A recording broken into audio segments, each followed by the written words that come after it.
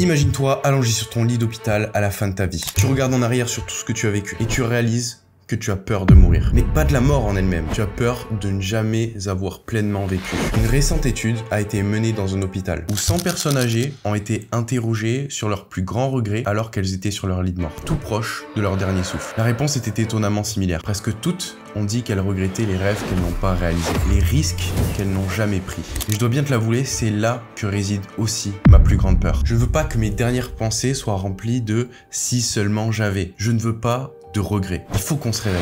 Regarde autour de toi et demande-toi pourquoi est-ce que j'existe? La vie n'est pas faite simplement pour travailler, attendre le week-end et payer ton loyer. Tu vois, en arrivant au monde, on est tous égaux, nus, terrifiés et ignorants. La vie que l'on finit par mener n'est qu'une accumulation de nos choix. À chaque instant, on est amené à prendre des décisions. Ces décisions peuvent être majeures, du type déménager, se marier, changer de carrière, avoir des enfants. Mais elles peuvent être aussi beaucoup plus petites, comme par exemple décider quel repas tu vas manger ce soir, choisir entre regarder une série Netflix ou lire un livre. On accorde généralement beaucoup d'importance aux grandes décisions et à juste titre. Et les petites décisions du quotidien, même si elles ne le paraissent pas, sont tout aussi importante. Par exemple, choisir un éclair au chocolat plutôt qu'une pomme, ça va faire absolument aucune différence sur l'instant T. C'est pas comme si on allait prendre 4 kilos en s'accordant un petit plaisir. Et choisir de regarder un épisode d'une série Netflix plutôt que de prendre un livre sur le marketing ou sur une compétence qu'on souhaite développer, ça va pas radicalement détruire notre vie du jour au lendemain. C'est pas comme si un livre sur le marketing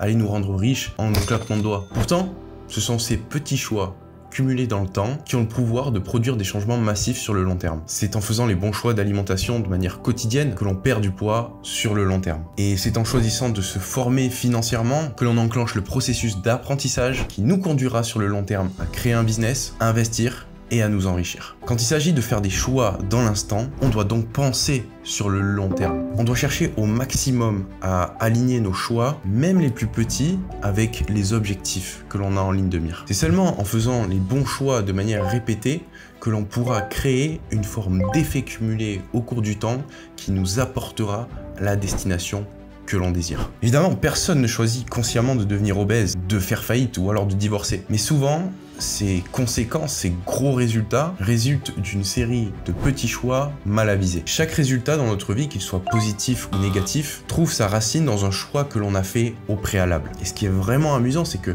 chaque choix, lorsqu'il est répété, aussi minime et insignifiant qu'il puisse paraître, va entraîner une habitude. Comme le disait le Dalai Lama, sème une pensée, tu récolteras un acte. Sème un acte, tu récolteras une habitude. Sème une habitude, tu récolteras un caractère. Sème un caractère et tu récolteras une destinée. Chaque pensée, chaque acte que l'on a, aussi insignifiant qu'il puisse paraître dans l'instant, est à l'origine des habitudes que l'on construira, qui construiront elles-mêmes notre caractère et qui forgeront notre destinée. L'objectif de cette vidéo, c'est t'aider à prendre conscience que tes choix ont de l'importance. Alors, la question c'est, comment véritablement prendre conscience des choix que l'on effectue de manière parfois inconsciente pour rester en alignement parfait avec nos aspirations profondes? Eh bien la réponse elle est toute simple. En assumant à 100% la responsabilité de ta vie. La première étape, c'est d'assumer à 100%, de prendre conscience que c'est toi le chef d'orchestre, c'est toi qui es aux commandes de la machine et personne d'autre. Quand tu assumes à 100% les choix que tu fais, la vie que tu as, la façon de réagir à ce qui t'arrive, tu te mets en position de contrôle. Il est temps qu'on reprenne le contrôle. Il est temps qu'on devienne le maître de notre destin, le capitaine de notre âme, et ça passe par la responsabilité extrême, le fait d'assumer à 100% ce qu'on fait, mais aussi ce qu'on ne fait pas. Extreme Ownership, c'est un livre qui a été écrit par Jocko Willink, un ancien Navy SEAL. Un livre sur le leadership, qu'on pourrait qualifier en français d'appropriation extrême. Ça sonne mieux en anglais, Extreme Ownership, je suis d'accord avec toi. Dans son livre, il nous explique que nous devons tous être responsables de tout ce qui se passe dans notre vie, que ça soit bon ou mauvais, que l'on ne doit jamais blâmer les autres, notre environnement, ou nous trouver une quelconque excuse pour justifier un échec. En agissant comme ça, on se positionne en tant que victime. On accepte le fait que notre destin est déjà tracé et que nous sommes à la merci des événements hors de notre zone de contrôle. C'est le meilleur moyen de rester spectateur de son propre potentiel. Comme je te l'ai dit au début de cette vidéo, c'est véritablement la plus grosse peur que j'ai. Le fait de me retourner à 90 ans et d'être plein de regrets. Et ce que j'ai compris, c'est que si je veux éviter le fait d'avoir des regrets, il faut déjà que je commence par prendre la responsabilité de ma vie aujourd'hui. Tout ce qui se passe dans ma vie doit être ma responsabilité. Que ça soit bon ou mauvais, sans jamais chercher à accuser les autres, mon environnement ou de me trouver une quelconque excuse. Alors peut-être que tu te poses une question, comment prendre le contrôle de ces choix que l'on effectue tout au long de la journée? Très bonne question. Ce que je t'invite à faire dans un premier temps, c'est de choisir un domaine de ta vie dans lequel tu souhaites mieux réussir. On peut pas tout améliorer d'un coup, donc on va vraiment se concentrer sur une ère spécifique dans un premier temps. Ça peut être au niveau de ta santé physique, au niveau de ta santé mentale, au niveau des connaissances que tu souhaites développer, des compétences que tu souhaites acquérir.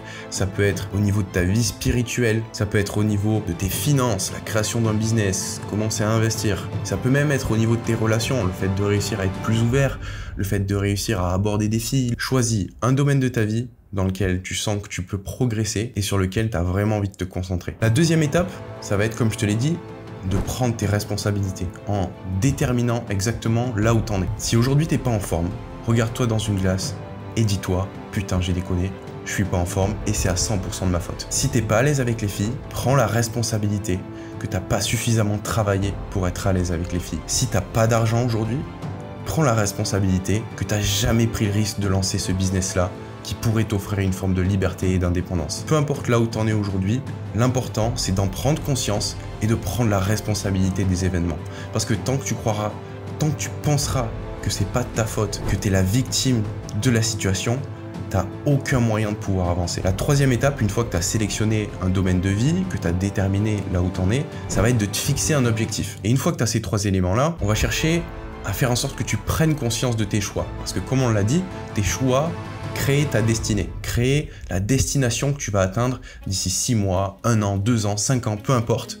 Mais il y a toujours une corrélation entre les choix que tu fais seconde après seconde et le destin que tu auras d'ici quelques temps. Donc pour véritablement prendre conscience de tes choix, la première étape, ça va être de prendre des notes de chaque action ayant trait au domaine que tu veux améliorer. C'est un processus qui permet d'être vraiment conscient de ces décisions. Ça va te permettre donc de mieux guider tes choix à l'avenir. Par exemple, si aujourd'hui tu souhaites perdre du poids, tu vas pouvoir noter dans un carnet tout ce que tu manges, tout ce que tu bois au cours de la journée. Tu veux prendre du muscle, tu vas pouvoir noter le contenu de tes séances avec le nombre des séries, les charges que tu as utilisées. Si tu veux arriver à gérer tes finances de manière plus efficace, tu vas pouvoir noter dans un carnet toutes les dépenses que tu fais au cours de la journée. Si tu veux améliorer tes relations sociales, tu vas pouvoir prendre des notes sur le nombre de personnes à qui tu as parlé aujourd'hui, de quoi est-ce que tu as parlé et quels ont été tes ressentis.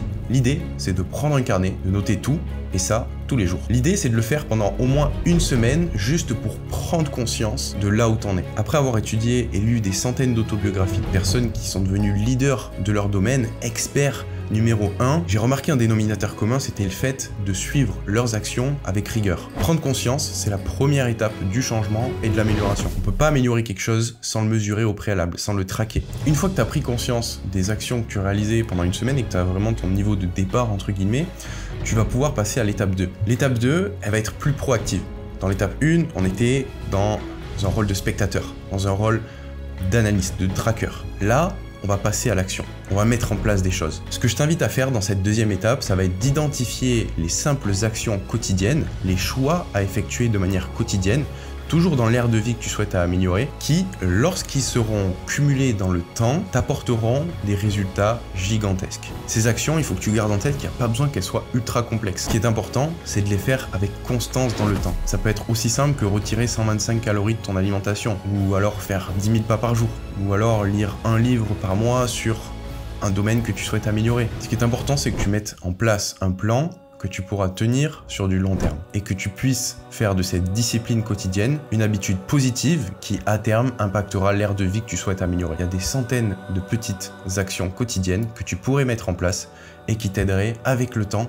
Évidemment, ça ne se fera pas du jour au lendemain, mais avec le temps, avec la constance, à obtenir des résultats supérieurs à la moyenne. Une fois que tu as cette action, ce choix quotidien en tête, tu vas pouvoir mettre en place l'habitude d'effectuer une forme de revue quotidienne au travers d'un journal ou d'une liste dans laquelle tu pourras faire une sorte de débrief. Je t'invite aussi à passer du temps de qualité avec des hommes ou des femmes qui ont ce même objectif que toi. Essaie de trouver des mentors qui pourront t'aider et t'immerger dans un environnement pour simplifier la mise en place de cette habitude. J'ai compris une chose, c'est que ma vie est simplement le résultat de tous les petits choix que je fais à chaque instant. Et que en changeant ces petits choix, j'ai le pouvoir de changer ma vie. Pas à pas, jour après jour, mes choix déterminent mes actions jusqu'à qu'elles deviennent des habitudes dont la pratique les rend permanentes. Laisse-moi te dire une chose, si tu ne fais pas de sacrifice pour ce que tu veux devient le sacrifice. Je crois pas que notre but en tant qu'être humain, c'est de passer notre vie à aller d'un plaisir à un autre. Je crois que notre but, c'est de grandir, de nous développer au maximum de nos capacités. Ma satisfaction et mon bonheur, je les tire de mon propre développement. Et je sais que c'est ce qui me rendra fier de moi lorsque je me retournerai sur ma vie. Alors évidemment, parfois, ça implique des sacrifices. Parfois, ça implique des efforts. Ça implique de faire des choses que j'ai pas envie de faire et de me mettre dans l'inconfort. Mais pour me développer, pour voir ce que je peux vraiment devenir, il faut savoir faire face à l'adversité. Selon moi, l'inconfort, le stress et la souffrance sont nécessaires à notre accomplissement personnel. D'ailleurs, si on regarde le fonctionnement de la vie, au plus on avance, au plus on perd. La vie est une enseignante de la défaite. C'est notre devoir d'apprendre à gérer la perte et la souffrance qui est associée. En vieillissant, on perd ses amis, on perd ses cheveux, on perd la vue, on perd l'ouïe, on perd ses parents, on perd ses frères, on perd ses sœurs, et on finit par perdre la vie. Alors c'est pessimiste, mais c'est la vérité, et on peut pas y échapper. Et je veux garder ça en tête. Je veux m'en servir comme un moteur, pour que justement le jour où des pertes interviendront dans ma vie, je sois en capacité de réagir face à ces événements. Je veux pas laisser la défaite me prendre par surprise et me démolir, me désintégrer intégralement parce que j'étais pas prêt à la recevoir. Je veux construire un caractère suffisamment fort pour pouvoir m'y frotter quotidiennement, pour pouvoir l'apprivoiser. Bien que la douleur fasse partie intégrante de la vie, on peut choisir de quel type de douleur souffrir. Ça, c'est en notre pouvoir. On peut souffrir de la douleur de la discipline aujourd'hui, ou alors de la douleur du regret dans quelques années. Ce choix qu'on a, il s'effectue seconde après seconde. Il s'effectuera pas demain, il s'effectuera pas la semaine prochaine ou l'année prochaine. Il s'effectue seconde après seconde. Tu peux pas revenir en arrière et prendre un nouveau départ. Mais tu peux commencer dès maintenant à transformer le cours de ton histoire. Cette année, ce mois-ci, aujourd'hui, maintenant, grandis et évolue au travers de l'inconfort et de l'adversité. Fais le bon choix, maintenant. Si cette vidéo t'a plu, pense à t'abonner et activer la cloche pour ne pas manquer les prochaines. Mon objectif, c'est de grandir et de me développer, que ce soit sur le plan physique, financier, intellectuel, spirituel ou relationnel. Et de t'inspirer pour que toi aussi, tu puisses progresser, avancer avec moi et devenir la meilleure version de toi-même. Si ton objectif aujourd'hui, c'est de réaliser une transformation physique et que tu sens que tu as besoin d'un coach, d'un mentor pour aller plus vite, et réaliser les bons choix de manière quotidienne, je t'invite à m'envoyer go sur Instagram ou à cliquer le lien qui se trouve dans ma bio. Je te dis à très vite pour une prochaine vidéo, c'était Antoine, ciao ciao.